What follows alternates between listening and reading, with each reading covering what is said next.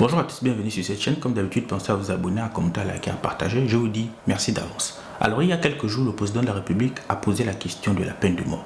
Il a finalement ici invité les Gabonais à réfléchir sur cette thématique. Faut-il faut-il réhabiliter la peine de mort ou il faut finalement ici continuer à faire en sorte qu'elle ne soit pas dans le système judiciaire et pénal gabonais? Alors, je vais donner mon avis ici sur cette question en argumentant et en me questionnant sur la pertinence de l'application de la peine de mort dans le contexte gabonais. Donc voici l'axe principal qui va ici conduire notre analyse aujourd'hui dans cette vidéo. Alors, la première question qu'on peut aborder, c'est celle de la possibilité d'appliquer la peine de mort dans le système judiciaire pénal gabonais. Et c'est là au fait de la récurrence des crimes rituels ces derniers temps. Donc de nombreux Gabonais se disent qu'il faut réhabiliter la peine de mort. Peut-être que ça fera en sorte que les crimes rituels baissent ou disparaissent complètement. Parce qu'il existe cette idée que condamner un criminel à mort enverrait un message à d'autres criminels, ce qui ferait que la peur de la mort incite les uns et les autres à ne pas s'engager dans une telle activité. On peut discuter de la pertinence de ce propos, mais la question elle se pose. De nombreux Gabonais, à chaque cas de crime rituel ou à chaque cas de crime violent, appellent ici à appliquer la peine de mort en disant la peine de mort, comme je l'ai expliqué précédemment, peut ici dissuader les potentiels criminels, peut finalement faire en sorte que le crime baisse et surtout les crimes violents. À partir de ce moment, est-ce que appliquer la peine de mort peut être ici quelque chose de pertinent dans le cadre du système judiciaire pénal gabonais? Dans une certaine mesure, on pourrait dire oui. Mais dans une autre mesure, je dirais non. Parce que la question de la peine de mort, et surtout avec les éléments spécifiques du contexte gabonais, complique finalement l'application d'une telle pratique. Alors pour moi, réhabiliter la peine de mort dans le système pénal et judiciaire gabonais serait une erreur. Pourquoi? Parce que déjà, la question de la peine de mort, lorsqu'on la corrèle à la question des crimes rituels, la dynamique devient quasi insoutenable. Pourquoi je le dis? Parce que la peine de mort ici implique divers éléments. Comment ici le système judiciaire arrive à être objectif, comment le système judiciaire peut finalement réellement appliquer la justice. De l'autre côté, on a la question des crimes rituels. Qui sont les acteurs des crimes rituels? Selon le docteur Eddie Minon, qui est un des spécialistes des crimes rituels au Gabon, les commanditaires, qui sont finalement les éléments principaux de cette activité, seraient des acteurs politiques. Et c'est lui qui le dit.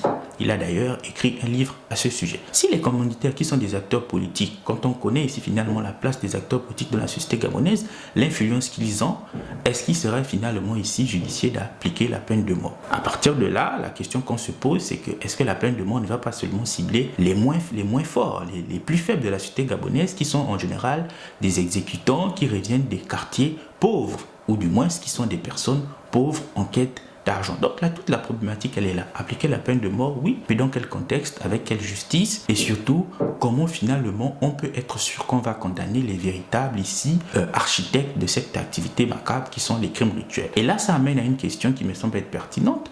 Oui, appliquer la peine de mort, mais pour quel système judiciaire? Avec quelle réalité? Alors, les principaux écueils qui se posent ici à la question de la peine de mort vis-à-vis de celle des crimes rituels, c'est ici principalement deux choses.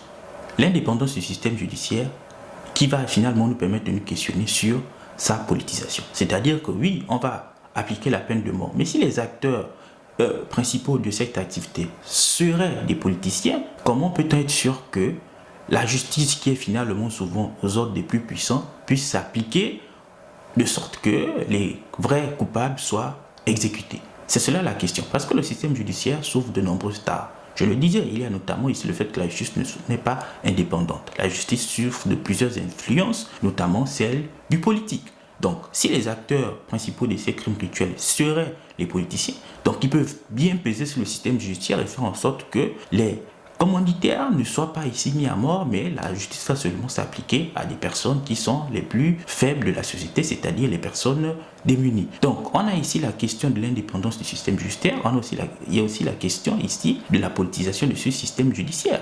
Est-ce qu'un système judiciaire qui n'est pas déjà indépendant, donc qui est politisé, peut réellement rendre la justice pour une question aussi sensible que celle de la peine de mort? Est-ce qu'on ne va pas arriver à des erreurs judiciaires? Est-ce qu'on ne va pas pouvoir finalement arriver à une instrumentalisation de cette justice-là par des acteurs politiques qui seraient puissants et qui seraient susceptibles d'avoir été impliqués dans une activité de crime rituel? Donc voilà toute la question. Oui, poser la problématique de la peine de mort, mais il faut regarder le contexte de la justice. Est-ce que la justice aujourd'hui est en capacité de réellement rendre ici la justice? Elle est réellement ici en capacité d'appliquer la loi sans subir des pressions politiques, sans subir d'autres pressions. Au-delà même de la pression politique, il y a aussi des personnes qui peuvent avoir des moyens financiers conséquents, voire colossaux, pour pouvoir ici manipuler la justice. La plus grande question, c'est là. Parce que même dans des sociétés où la peine de mort a cours, notamment comme celle des États-Unis, la plus grande problématique reste ici la capacité de la justice à s'appliquer sans subir ici une quelconque influence. Donc pour moi, appliquer la peine de mort,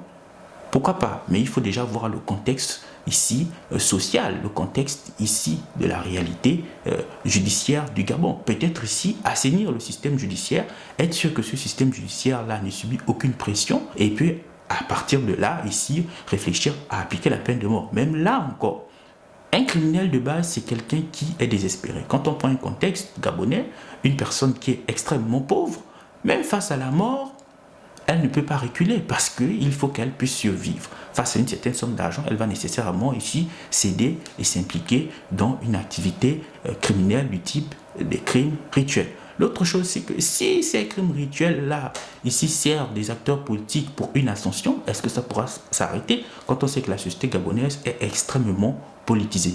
Donc voilà globalement pour moi le tableau que je voulais peindre pour montrer que la question de la peine de mort, elle est complexe. On va l'appliquer, ça va entraîner d'autres problématiques un peu plus complexes. Donc merci d'avoir regardé cette vidéo. On se donne rendez-vous dans un prochain numéro.